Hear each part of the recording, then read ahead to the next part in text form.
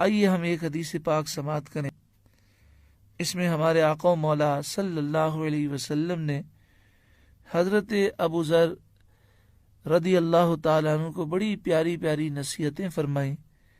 پہلے ہم نیت کریں کہ انشاءاللہ تعالیٰ ان نصیحتوں پر ہم عمل کریں گے۔ اب اس نیت کے ساتھ ہم سنیں گے اور عمل کی کوشش کریں گے تو ہماری زندگی میں ایک اسلامی انقلاب آ جائے گا اور ہماری زندگی بڑی پاکیزہ ہو جائے گی۔ مشکات شریف کتاب الادب باب حفظ اللسان والغیبت والشتم حدیث نمبر 4866 وعن ابی ذر رضی اللہ تعالی عنہ قال دخلت على رسول اللہ صلی اللہ علیہ وسلم۔ حضرت ابو ذر رضی اللہ تعالیٰ عنہ سے روایت ہے، آپ کہتے ہیں میں نبی کریم صلی اللہ علیہ وسلم کی خدمت میں حاضر ہوا۔ فذکر الحدیث بطولہ الی ان قال قلت یا رسول اللہ اوصنی۔ حضرت ابو ذر رضی اللہ تعالیٰ عنہ نے طویل حدیث کا ذکر کیا، یہاں تک کہ اس میں یہ الفاظ بھی ہیں کہ میں نے عرض کی یا رسول اللہ مجھے نصیحت فرمائیے۔ قال اوصیک بتقوی اللہ۔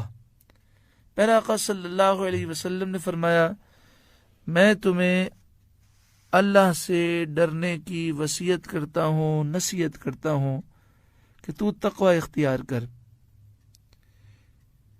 فَإِنَّهُ أَزْيَنُ لِأَمْرِكَ كُلِّهِ، پس بے شک یہ تقوی تیرے تمام معاملات کو مزین کر دے گا، ہر معاملے کو خوبصورت بنا دے گا، یعنی دنیا اور آخرت کے تمام معاملات سمر جائیں گے اگر تو تقوی اختیار کرے گا۔ پہلی چیز آپ نے تقوی کی وصیت فرمائی۔ قلت زدنی، میں نے عرض کی یا رسول اللہ صلی اللہ علیہ وسلم اور نصیحت فرمائیے۔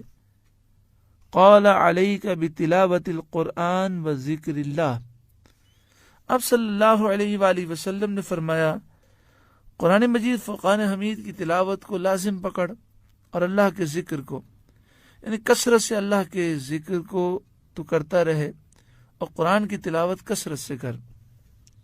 فَإِنَّهُ ذِكْرٌ لَكَ فِي السَّمَاءِ وَنُورٌ لَكَ فِي الْأَرْضِ۔ قرآن پاک کی تلاوت اور اللہ کا ذکر یہ تیرے لیے آسمان میں عزت کا باعث ہے، فرشتے پہ تیرا ذکر کریں گے اور تیرا چرچا ہوگا، اور زمین میں تیرے لیے نور ہے۔ قلت زدنی، میں نے عرض کیا رسول اللہ صلی اللہ علیہ وسلم مجھے اور نصیحت فرمائیے۔ قال علیک بطول الصمت۔ آپ صلی اللہ علیہ وسلم نے فرمایا طویل خاموشی اختیار کر۔ یعنی مراد یہ ہے کہ بغیر ضرورت کے ایک لفظ بھی نہ کہے، مسلسل خاموش رہنے کی کوشش کر، جب بات کر تو انتہائی ضرورت کے تحت کلام ہو اور ضرورت کے مطابق ہو۔ علیک بطول الصمت، طویل خاموشی اختیار کر۔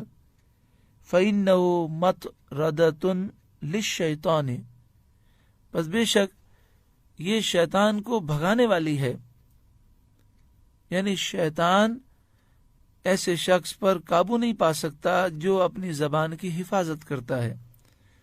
وَعَوْنٌ لَكَ عَلَىٰ أَمْرِ دِينِكَ، اور یہ طویل خاموشی تیرے دینی معاملات میں تیری مددگار ہے، یعنی جو زبان کی حفاظت کرتا ہے اس کے وقت میں برکت ہوتی ہے اور دینی معاملات میں اس کے لیے یہ عمل مددگار ثابت ہوتا ہے۔